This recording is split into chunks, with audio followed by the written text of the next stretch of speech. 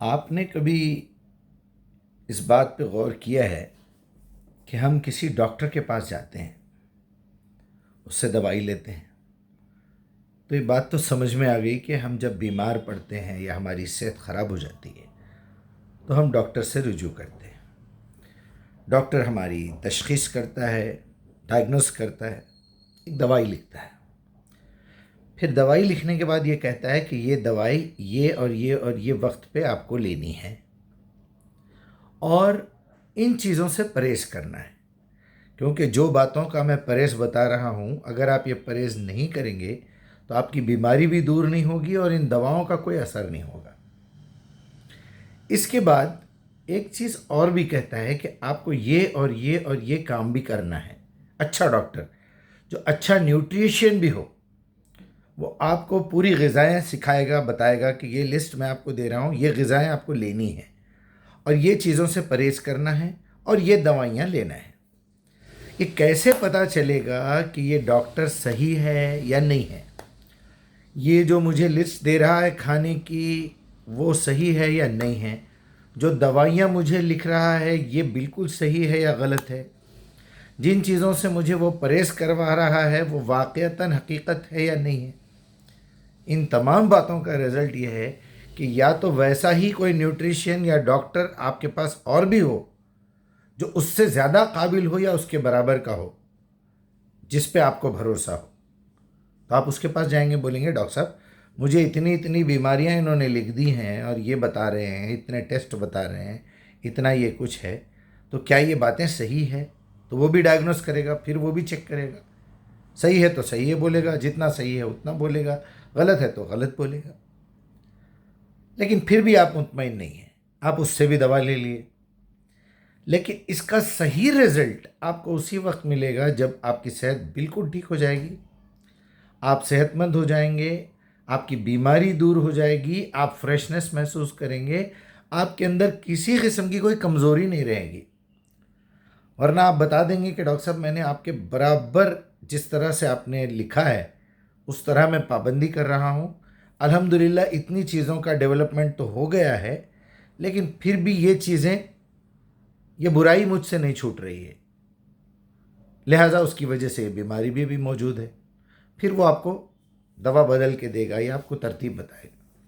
یہ مثال میں آپ کو اس لیے دے رہا ہوں کہ کہیں ایسا نہ ہو کہ ہمیں فوراً موت آ جائے، وہ تو آنی ہے، اور کہیں ایسا نہ ہو ہمیں آخری مومنٹ پہ پتہ چلے کہ ہم غلط تھے، ہم نے جو کچھ بھی راستہ چنا تھا غلط تھا، یا اس میں سے ہم نے کیا چیزوں کی غلطی کی ہے، کیا صحیح کام کیا ہم نے، تو اس کے رزلٹس آپ کو کیسے ملیں گے؟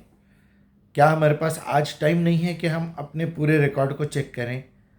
کیا ہم یہ نہیں دیکھیں کہ ہم جو قرآن پڑھ رہے ہیں کیا وہ قرآن کے پڑھنے سے، سمجھنے سے میری زندگی میں کوئی تبدیلی آ رہی ہے یا نہیں آ رہی ہے؟ میں اپنے آپ کو مسلمان کہتا ہوں، میں اپنے آپ کو محمد الرسول اللہ کا امتی مانتا ہوں، میں جو ہے نماز کا پابند بھی ہوں، میں قرآن بھی پڑھ رہا ہوں، میں ڈاکٹر کے پاس جاتا بھی ہوں، یعنی میں اللہ سے رجوع کرتا ہوں۔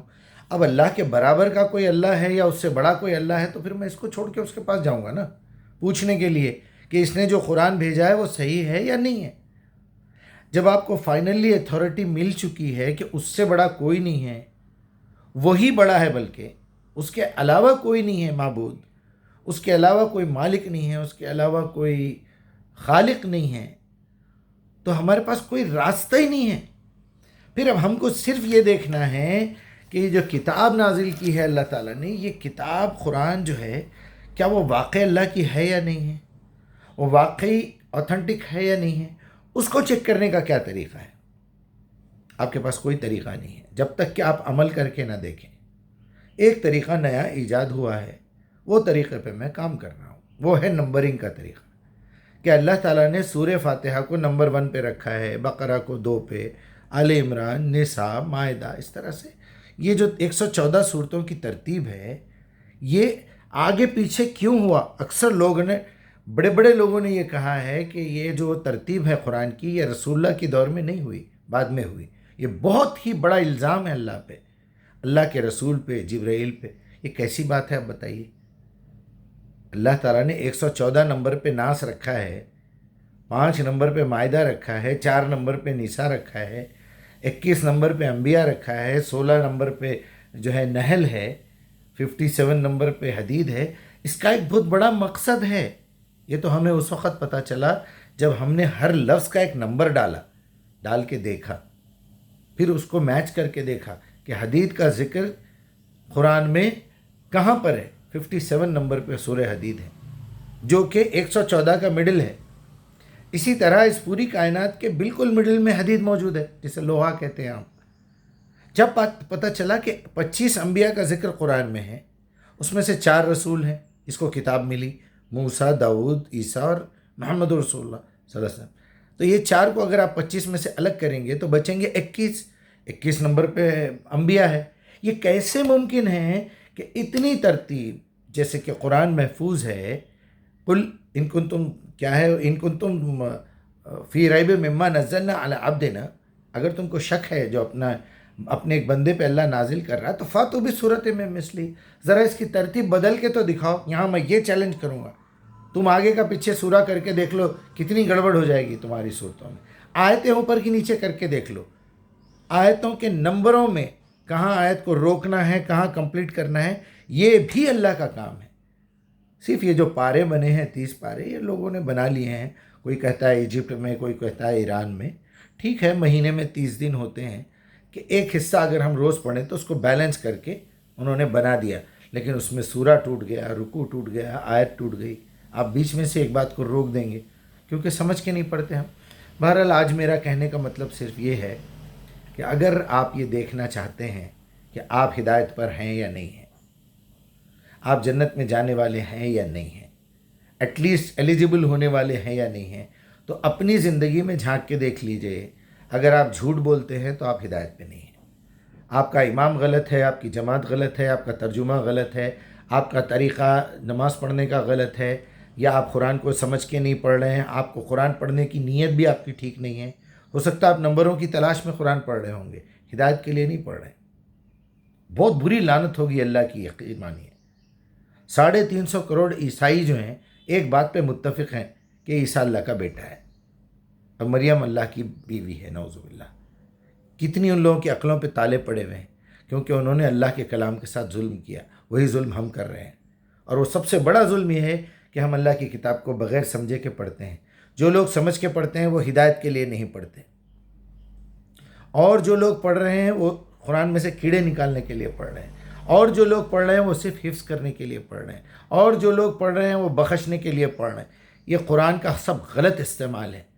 कुरान का बेहतरीन तरीक़ा ये है कि वो हिदायत के लिए पढ़ी जाए, नसीहत के लिए पढ़ी जाए। हुदल लिन्नास है, ये फ़ुरक़ान है, फ़र्क दिखाती है अच्छे और बुरे में। दलील देने के लिए पढ़ी जाए कि देखो ये गुनाह छोड़ दो, ये सही काम है। तो अल्लाह ताला ने तो बता दिया, हुदल लिन्नास वल फ़ुरक़ान, फ़र्क दिखाने वाली किताब है। ये उसकी नीयत होना चाहिए पढ़ने की, वरना हम इन्हीं गुनाहों में मुब्तला रहेंगे। एक हाफिज़ साहब जो आलिम भी है, फाजिल भी है, मुफ्ती भी हैं, नमाज भी पढ़ा रहे हैं, इमाम भी हैं, वो मस्जिद में ज़िना कर रहे हैं। How it is possible? इसका मतलब आपका जो व्यू है कुरान को देखने का वो टोटली गलत है। अब कुरान को गलत मत बोलिए। इन्हीं हरकतों की वजह से लोग कुरान पे इल्ज़ाम उठा रहे हैं कि ये अल्लाह की किताब नहीं है। वरना ये कैसे मुमकिन है? अल्लाह की किताब फाइनली जो आदम से शुरू हुई थी, मोहम्मद रसूलुल्लाह पे मुकम्मल हुई, वो और तमाम रसूलों का मिशन एक, क़यामत का दिन एक, सारे फ़ैसले होना है, 1 to 1 होना है। तो ये कैसे मुमकिन है कि अल्लाह का कलाम पढ़ने वाले मुतफ़र्रिक़ हो, उन लोगों में फ़िरक़े बन जाएं? इसका लाजिमन यही मतलब है कि कहीं ना कहीं आप कुरान के साथ जुल्म कर रहे हैं। कुरान के बाजू ला के बुखारी को खड़ा कर दिए, बोलते कुरान को समझ ही नहीं सकते आप बग़ैर बुखारी के, बग़ैर हदीस की किताब के। ये क्या मस्खरापन है, ये क्या बेहूदगी है? आप कुरान को लंगड़ी, लूली, अंधी, बहरी, गूंगी, माजूर, गैर मुकम्मल, अधूरी ज़ाहिर करना चाह रहे हैं। नाउज़ुबिल्लाह, नाउज़ुबिल्लाह। आप अल्लाह पे इल्ज़ाम लगाना चाह रहे हैं, आप कुरान से कुफ्र कर रहे हैं। अल्लाह जब कह रहा है वलक़द यस्सरनल कुरआन, आप बोल रहे हैं मुश्किल है, अल्लाह बोल रहा है आसान है। अल्लाह बोल रहा है अल्यौमा अकमलतु लकुम दीनकुम, आप बोल रहे हैं दीन मुकम्मल नहीं हुआ। جب تک آپ سیاستہ نہیں پڑھیں گے آپ کو دین سمجھ میں نہیں آئے گا. آپ کچھ اور ہی شرطیں لگا رہے ہیں. اللہ تعالیٰ نے جو شرط رکھی ہے وہ یہی ہے کہ ہدل للمتقین، تم تقوی اختیار کرو میں ہدایت دوں گا. تو اگر آپ گناہ بھی کر رہے ہیں، جھوٹ بول رہے ہیں، وعدہ خلافی کر رہے ہیں، گالی دے رہے ہیں، لازم یہ لکھ کے رکھ لیجئے آپ پیسے کے لالچی ہیں، آپ عورت کے لالچی ہیں، آپ یا مرد کے سیکشول میٹرز میں اگر آپ ابھی بھی پریشان ہیں تو یقین مانیے آپ ہدایت پہ نہیں ہیں، یا مکمل ہدایت پہ نہیں ہیں. یا ہدایت پہ ہیں تو جس معاملے میں آپ سیدھے ہیں، مثلا آپ جھوٹ نہیں بولتے، اس پارٹ میں آپ ہدایت پہ ہیں، آپ وعدہ خلافی نہیں کرتے، دیٹ مینس آپ اس معاملے میں مومن ہیں، منافق نہیں ہیں. اگر آپ کسی پہ تہمت نہیں لگاتے، آپ اندھے بن کے کسی کے پیچھے مقلد بنے ہوئے ہیں، تو آپ ہدایت سے بے بہرہ ہیں، آپ ہدایت سے ناواقف ہیں، آپ ہدایت پر نہیں ہیں، آپ گمراہ ہیں. اگر آپ حافظ ہیں لیکن آیت کا مطلب نہیں سمجھتے، آپ 100% گمراہ ہیں. آپ مسجد کے امام ہیں لیکن آپ کو قرآن نہیں معلوم ہے، 101%، 1000% آپ گمراہ ہیں. آپ ایسے ایسے گناہ کریں گے آپ پہ تھوکے گی دنیا.